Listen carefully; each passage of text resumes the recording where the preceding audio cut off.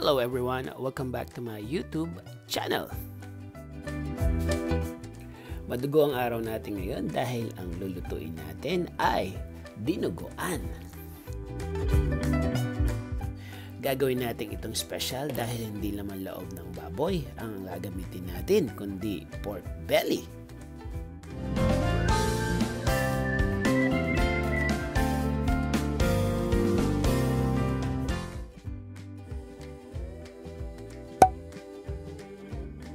Alam kong excited na kayo kung paano ko niluto ang aking dinuguan. Kaya tara na, luto na tayo.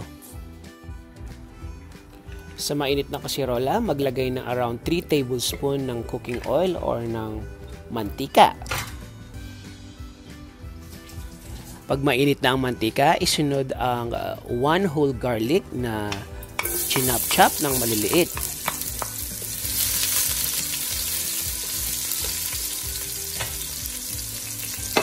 Lutuin lang ito ng bahagya at isunod na natin ang 2 medium size na onion.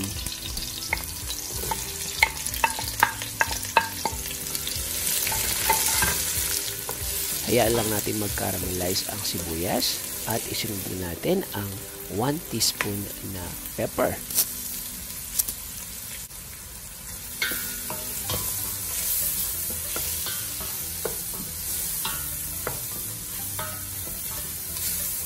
Maglagay ng 1 teaspoon na salt at isunod natin ang 3 tablespoon na patis.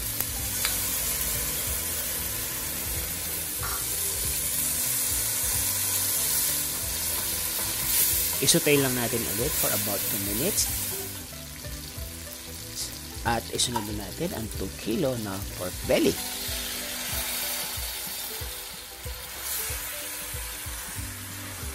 Haluin ng maigi para ma-distribute ng tama ang ibang mga ingredients.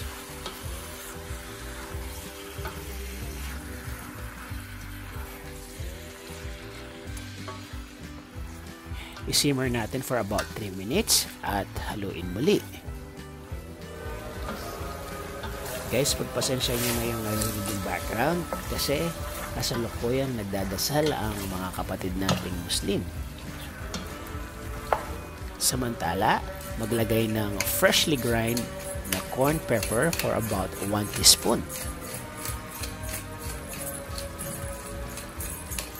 Maglagay ng 2 hanggang 3 piraso ng bay leaves, 1 1/4 cup na vinegar o suka, at isimmer natin for about 20 minutes.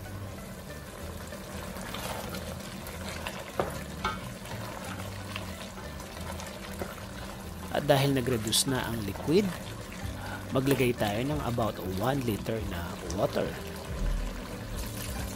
Hayaan natin kumulo for about 30 minutes hanggang sa lumambot ang karne. Sa puntong ito, maglagay na tayo ng mga pang-finishing touch na sangkap. Naglagay ako ng 1 teaspoon na seasoning granules, 1 teaspoon na pepper, at ang hindi ko na-record na 2 teaspoon na salt at 2 tablespoon na fish sauce. Trivia lang guys, ngayon lang ako naglagay ng seasoning granules sa mga video natin ha. I-simmer lang natin for about 5 minutes at ilagay na natin ang siling pangsinigang or green chili. Guys, make sure na mag-taste test tayo.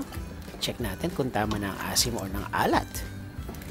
Pag okay na ang lasa, ilagay na natin ang dugo for about 1 kilo.